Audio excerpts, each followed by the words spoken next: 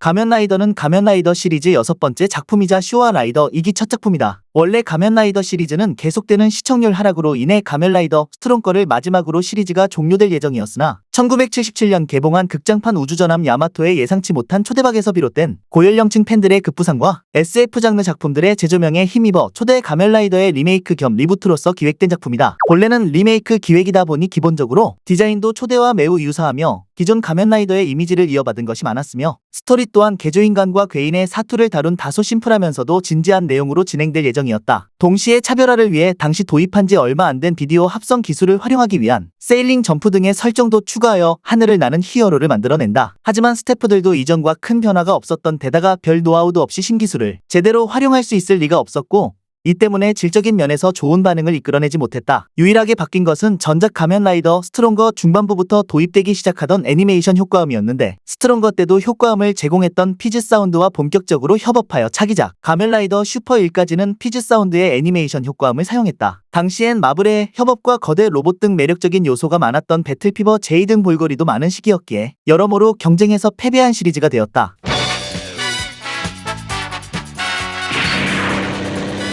가면라이더 슈퍼 1은 쇼와 라이더 시리즈 2기의 두 번째 작품, 신 가면라이더의 후속타로 제작된 작품으로 선배 히어로들에 밀려 새로운 히어로의 비중이 묻혀버린 전작의 실수를 본받아서 이번에는 한 명의 주인공이 훌륭하게 이야기를 끝마치는 구성으로 만들었다. 특촬 효과보다는 스턴트로 영상미를 커버하던 이전의 쇼와 라이더와 달리 특촬에도 전작보다 많은 돈을 투자해 이제서야 특촬물로서 좀 봐줄 만한 작품이 됐다는 평을 받았다. 최고 시청률은 38%, 평균 시청률은 간토 13.3%, 간사이 19.6%로 당대에 꽤나 성공한 인기작이었지만 1981년 봄 개편의 영향으로 24화부터 방송시간을 바꿔야만 했고 이로 인한 시청률 저하를 막기 위해 적 조직의 교체 및 개그 캐릭터화, 주니어 라이더 대등장 등등을 통해 노선 변경을 시도했다. 다행히도 큰 하락세는 없었다는 듯 평화적인 목적을 위해서 스스로 원해서 개조를 받는 주인공부터 파이브핸드로 대표되는 메카닉적인 기믹과 적심소림권이라는 권법 등 기존 라이더 시리즈와는 차별화되는 새로운 요소가 산재해 있다. 일종의 이벤트인 극장판에서 선배 라이더들과 함께 열연하여 일단 후속 시리즈로 치긴 하지만 슈퍼1이라는 작품 자체는 기존 시리즈와의 연관점이 나오지 않는 단일 시리즈이다. 다만 오야상타니 겐지로가 계속해서 등장한다. 본래는 우주 개발을 위해 개발된 개조인간이며 처음에는 기지에서 변신 신호를 받아야만 변신할 수 있었는데 기지가 박살나서 변신 불가. 그 뒤 권법가로서 수련을 쌓아 자력으로 변신할 수 있게 되었다. 다른 라이더에 비교해도 상당히 긴 변신 포즈는 바로 그것에 의한 것이었다. 근데 너무 길어서인지 두 번의 추격되는 과정을 거치는데 문제는 그 추격된 것도 길다. 변신씬 하나에 40초는 거뜬히 잡아먹는다. 우주개발용 개조인간인 덕분인지 두뇌를 제외하고는 퍼펙트 사이보그인 가면라이더 GX를 제외하고는 몸의 기계 함량이 가장 높다. 자신에게 걸리는 중력을 자유롭게 컨트롤할 수 있으며 덕분에 점프력은 무한대. 그리고 이 중력 컨트롤이라는 특수 능력을 사용한 필살기가 라이더 월면 킥이다. 이 기술로 상대의 괴인을 광광 태워버리는 장면이 가면라이더 스피리츠에서 등장한다. 디자인 모티브는 말벌, 손 부분이 부품이라 팔을 교체하여 다양한 능력을 쓸 수 있는 것이 특징이다. 당시의 권법붐에 호응하여 적심소림권이라는 권법을 사용한다는 설정으로 실제로 주인공 오키 카즈야를 맡은 배우 타카스기 슌스케 씨는 소림사 권법을 배웠다고 한다. 거기다가 이 사람은 그린 베레와 육상자위대 간부 출신이다. 그리고 특징 중 하나로 전용 바이크가 온로드용과 오프로드용으로 나눠져 있고 상황에 따라서 바꿔 탄다.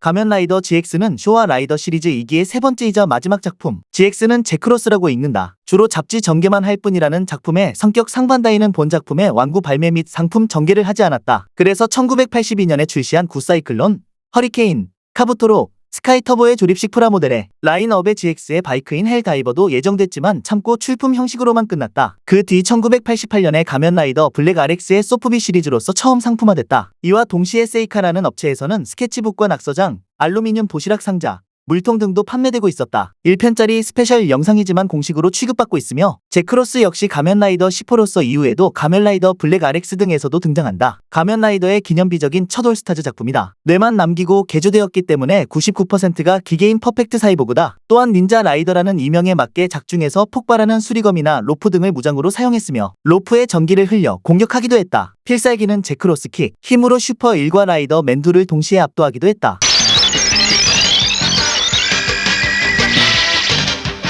가면라이더 BLACK은 토에이의 프로듀서였던 히라야마 토오르는 프로그램 C4 탄생, 가면라이더 전원 집합의 종료 후 2년이 지난 1986년 3월에 새로운 가면라이더 시리즈를 시작하기 위해 그대는 가면라이더를 보았는가? 라는 기획서를 제작했다. 이 기획은 원점 회귀를 컨셉으로 가면라이더 1호의 세계관을 최신 기술로 리메이크하는 것으로 이시노모리 쇼타로가 그린 일러스트가 충분히 사용되는 등 당시 의욕에 넘치게 시작했지만 당시 라이더는 오랜 시간 시리즈가 나오지 않아 잊힌 시리즈라 여러 방면에서 호의적인 반응을 얻지 못하고 실현되지 않았다. 그 후 이 기획은 메탈 히어로 시리즈를 다루고 있던 프로듀서 요시카와 스스무의 손으로 실현되었다. 요시카와는 이시노모리 쇼타로를 찾아가 새로운 작품을 만들고 싶습니다. 스태프를 전원 교체하겠습니다. 라고 해 허락을 받았고 스태프를 모두 자신의 사단으로 이루어진 우주영사 시리즈 스태프로 교체했다. 다만 우주영사 시리즈의 경쾌함이 아닌 가면라이더 시리즈의 비극성이 강조되어 있으며 오히려 전작의 가면라이더보다 이쪽이 훨씬 더 진짜 가면라이더라는 평가가 주를 이룬다. 요시카와에 의하면 스태프들은 주인공은 악의 조직으로부터 탈출했다. 개조인간,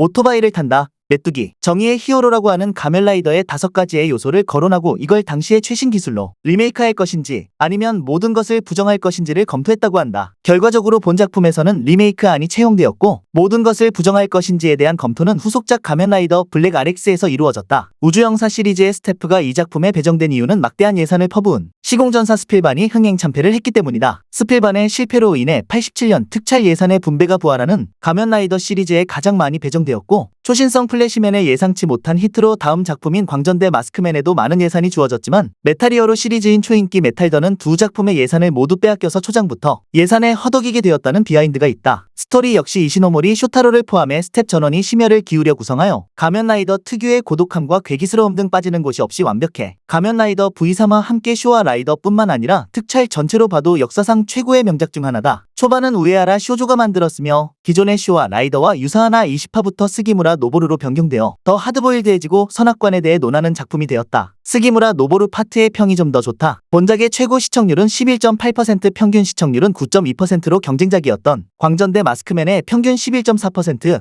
최고 15.3%보다는 낮았고 초인기 메탈더의 최고 11.7%, 평균 8.2%보다는 높았다. 광전대 마스크맨의 경우 전작 초신성 플래시맨이 끝내주는 시청률을 기록한 덕분에 후광을 이어나갔지만 메탈더는 시공전사 스필반의 삽질로 망해버렸고 가면라이더 블랙의 경우 전작 가면라이더 슈퍼 1 이후 7년 만에 복귀작이었음에도 불구하고 상당히 선전했다. 이해에 방영된 토에이 특촬은 3작품 모두 명작이라는 평을 받는다. 후속작 가면라이더 블랙 RX보다 훨씬 평이 좋으며 오히려 RX를 사족으로 여기고 블랙만 빠는 일명 블랙바도 존재한다. 이것은 블랙 하나만으로도 이야기가 완결성을 띠기 때문에 더 그렇다. 예산을 제법 받았는지 특촬 효과나 액션도 화려하다. 지금도 보기 힘든 건물 세트를 박살내면서 싸우는 장면도 볼 수 있다. 괴인들의 슈트도 디테일과 완성도가 타의 추종을 불허할 정도로 높으며 합성 기술이나 변신 시퀀스는 전율이 일어날 정도이다. 블랙 이전의 쇼와 라이더가 특촬이라 할 만한 특수 효과가 많이 사용되지 않은 저예산 시리즈였다는 걸 생각하면 감격의 눈물이 날 정도. 이는 당시 우주영사 스태프들이 토에이 특촬의 핵심 중에 핵심만 있는 곳이었기도 했고 특히 합성 효과에선 대단한 노하우가 많이 공유되었고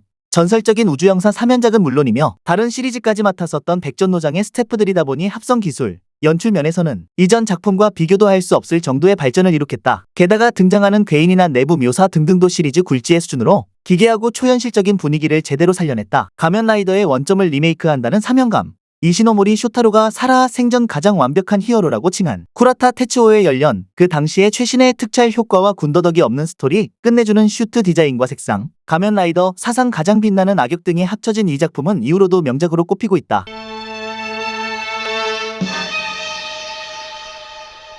가면라이더 BLACKRX는 쇼와 라이더 시리즈 3기의 두 번째 작품이자 쇼와 라이더 텔레비전 시리즈의 마지막 작품, 그리고 더 나아가 가면라이더 시리즈 최후의 43SD 텔레비전 시리즈이기도 하다. 가면라이더 BLACK의 후속작이며 현재까지 모든 가면라이더 시리즈 중 유일하게 한 명의 주인공이 연투한 작품이다. 우주영사 시리즈 제작진들이 맡았지만 이전 작품들의 어둡고 진지한 분위기를 끌고 간 전작과는 달리 본작에서는 온 가족이 즐길 수 있는 컨셉으로 전체적으로 유쾌한 분위기의 활극이 되었다. 참고로 세계관이 전작이랑 조금 연결되긴 한다. 전작에서 고르곰을 물리친 미나미 코타로는 이 세계인 괴마계의 크라이시스 제국에 납치되어 동료가 될 것을 종용받지만 거절한다. 이에 크라이시스 제국은 코타로의 변신 능력을 없애버리고 우주공간에다 버리는데 기적적으로 변신 벨트의 킹스톤이 태양빛과 반응하여 코타로는 태양의 아들 가면라이더 BLACKRX로 파워업하여 부활. 크라이시스와 맞서게 된다. 본작에서는 가면라이더 시리즈 전통과 역사의 필살기인 라이더 킥의 비중이 뚝 떨어지고 필살기는 검인 리볼케인으로 사용하는 리볼 크렛이다. 여기에 전용 차량 라이드론을 타기도 하고